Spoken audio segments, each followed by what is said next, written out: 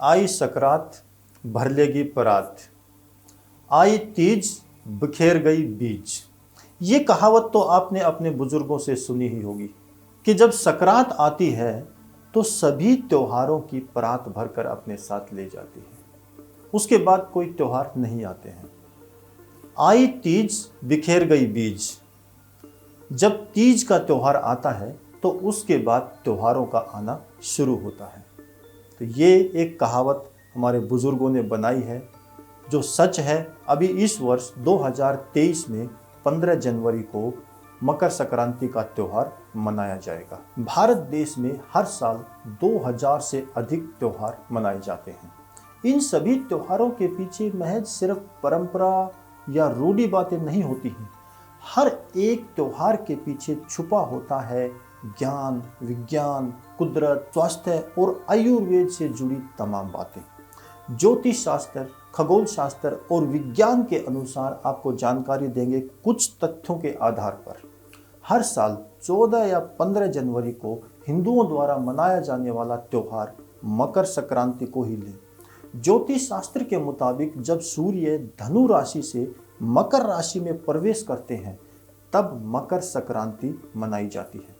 खगोल शास्त्र के मुताबिक देखें तो सूर्य जब दक्षिणायन से उत्तरायण होते हैं तो इस दिन मकर संक्रांति का पर्व मनाया जाता है। मकर संक्रांति का वैज्ञानिक कारण यह है कि इस दिन से सूर्य के उत्तरायण हो जाने से प्रकृति में बदलाव शुरू हो जाता है। लोगों को सूर्य के उत्तरायण होने से शीत ऋतु में राहत मिलना आरंभ होता है। पूरा वर्ष उत्तरायण एवं दक्षिणायन दो भागों में बराबर बटा होता है। जिस राशि में सूर्य की कक्षा का परिवर्तन होता है उसे संक्रमण काल कहा जाता है। हमारी पृथ्वी का अधिकांश भाग भूमध्य रेखा के उत्तर में यानी उत्तरी गोलार्ध में ही आता है। अतः मकर संक्रांति को ही विशेष महत्व दिया गया है। इस साल मकर संक्रांति का पर्व 15 जनवरी को मनाया जाएगा, जो यह पोह माह में मनाया जाता है।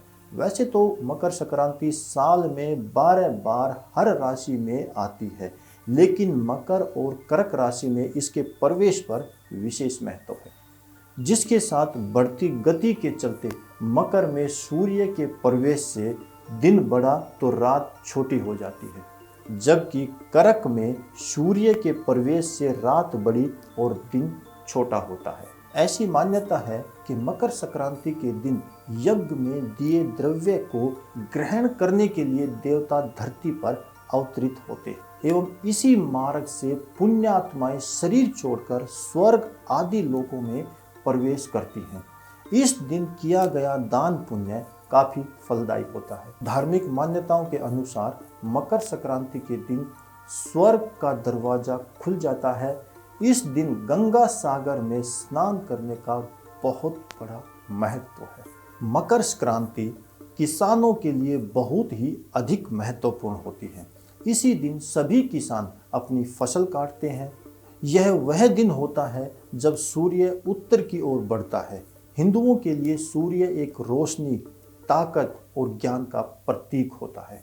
मकर संक्रांति त्योहार सभी को अंधेरे से रोशनी की तरफ बढ़ने की प्रेरणा देता है, एक नए तरीके से काम शुरू करने का प्रतीक है। मकर संक्रांति के दिन सूर्योदय से सूर्यास्त तक पर्यावरण अधिक चैतन्य रहता है, यानी पर्यावरण में दिव्य जागरूकता होती है। इसलिए जो लोग आध्यात्मिक अभ्यास कर रहे हैं वे इस चैतन्य का लाभ उठा सकते हैं। कहा जाता है कि खिलजी के आक्रमण के समय नाथ योगियों को खिलजी के संघर्ष के कारण भोजन बनाने का समय नहीं मिल पाता था। इससे योगी अक्सर भूखे रह जाते थे और कमजोर हो रहे थे।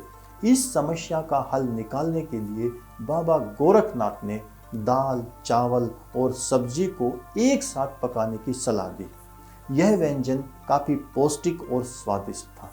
इससे शरीर को तुरंत ऊर्जा मिलती थी और नाथ योगियों को यह व्यंजन काफ़ी पसंद आया। बाबा गोरखनाथ ने इस व्यंजन का नाम खिचड़ी रखा।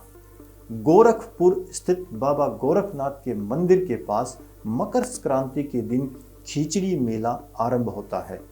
कई दिनों तक चलने वाले इस मेले में बाबा गोरखनाथ को खिचड़ी का भोग लगाया जाता है और इसे भी प्रसाद रूप में वितरित किया जाता है। मकर संक्रांति के दिन शुद्ध घी एवं कंबल का दान मोक्ष की प्राप्ति करवाता है। महाभारत काल में भीष्म पितामह ने अपना देह त्यागने के लिए मकर संक्रांति का ही चयन किया था।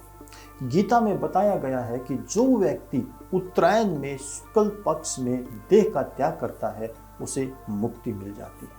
सनातन मान्यताओं के मुताबिक मकर संक्रांति के दिन भगवान सूर्य अपने पुत्र शनि से मिलने स्वयं उनके घर जाते हैं। चूंकि शनि देव मकर राशि के स्वामी हैं, उनके घर में सूर्य के प्रवेश मात्र से शनि का प्रभाव क्षीण हो जाता है, क्योंकि सूर्य के प्रकाश के सामने कोई नकारात्मकता नहीं टिक सकती। मान्यता है कि मकर संक्रांति पर सूर्य की साधना और इनसे संबंधित दान करने से सारे जनित दोष दूर हो जाते हैं। शास्त्रों के अनुसार मकर संक्रांति के दिन ही भगवान विष्णु के अंगूठे से निकली देवी गंगा जी भागीरथ के पीछे पीछे चलकर कपिल मुनि के आश्रम से होकर सागर में जा मिली थी। भागीरथ के पूर्वज महाराज सागर के पुत्रों को मुक्ति प्रदान हुई। इसलिए इस दिन बंगाल के गंगा सागर में कपिल मुनि के आश्रम पर एक विशाल भंडारा और मेला लगता है। हिंदू पौराणिक कथाओं के अनुसार इस विशेष दिन पर भगवान सूर्य अपने पुत्र भगवान शनि के पास जाते हैं। उस दिन भगवान शनि मकर राशि का प्रतिनिधित्व कर रहे होते हैं। पिता और पुत्र के बीच स्वस्थ संबंधों को मनाने के लिए मतभेदों के बावजूद मकर संक्रांति को महत्व दिया गया।